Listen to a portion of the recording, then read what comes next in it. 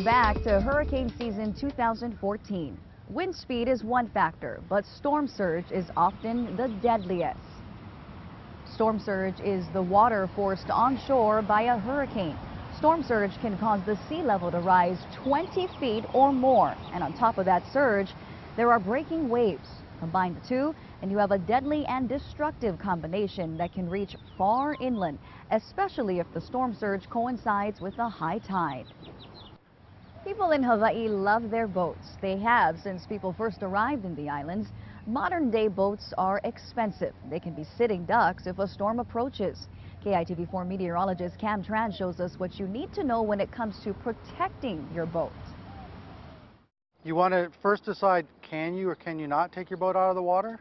Ed Underwood with the Department of Land and Natural Resources says your first priority is getting the boat onto dry land and stored safely. But if you can't take it out, If you're going to leave your boat in the water, like I said, double up your mooring lines.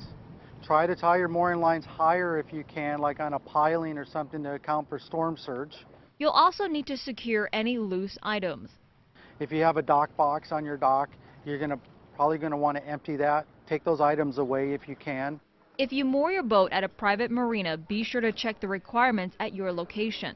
They could have their own set of storm safety rules, but most, like the Hawaii Kai Marina, follow the recommendation of the state. We recommend people secure their boats as best they can. Make sure you have plenty of lines, make sure your batteries are up to speed, and make sure just preparedness, water, just like you do on land with the boat. Though Maunalua Bay shelters the 1,400 vessels registered in the marina, you can never be too cautious. Here at the Hawaii Kai Marina, they have a landing for people to quickly remove their boats. They want to take them out of the water, the smaller boats that have access to trailers. We open Hancock Landing, which is the private Hawaii Kai launch, for retrieval and launching into the marina. Whether it's taking out your boat or staying put, experts say make sure you make a decision on what to do with your vessel well before a watch is even issued. As a storm nears, you may be dealing with traffic and be left with an even bigger and harder decision down the road. If you get stuck down in the harbor, are you going to leave your $30,000 SUV to protect your $10,000 boat? Cam Tran, KITV4 News. And don't forget, the DLNR has a handbook with boat checklist items included. One of the scariest, most uncertain times when a storm's approaching is when you realize your safest move is to get out. The decision to evacuate is one you have to be ready to make. If you're going to a shelter, make sure you have a sleeping bag or blankets, complete change of clothing, and personal hygiene supplies. Before you leave, turn off your electricity, gas, and water at the main circuit valves. You need to know where you're going ahead of time. Don't just wing it. State Civil Defense says Hawaii is short on hurricane shelter space, so use a shelter as a last defense. Do your research ahead of time and know where you'll take refuge. Make sure friends and family know you're going there too. Often Hawaii schools become storm shelters, but that can bring up even more concerns. Getting them storm ready isn't always easy. Every year the state legislature provides us funding and we're retrofitting schools, and so we're adding typically a couple of thousand spaces every single year.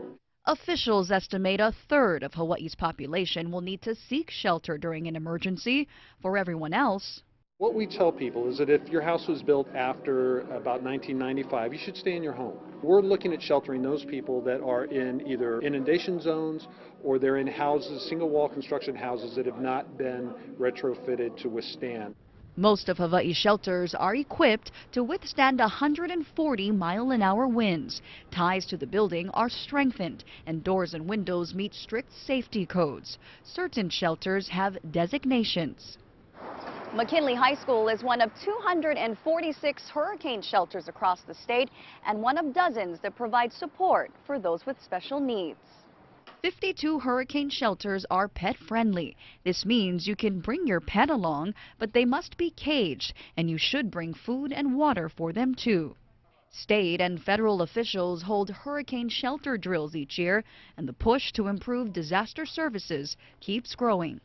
There's really no end in sight. We're going to continue retrofitting schools to provide safe shelter, and then once we come to the end of the schools that we have on the list, we'll go back and build them even stronger.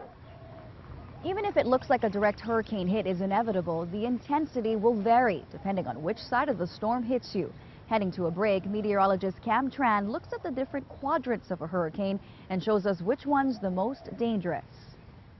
Depending on where the hurricane makes landfall really determines who will see the most damage. So the big question is, which quadrant of the hurricane is the worst? Well, it all depends on the storm direction.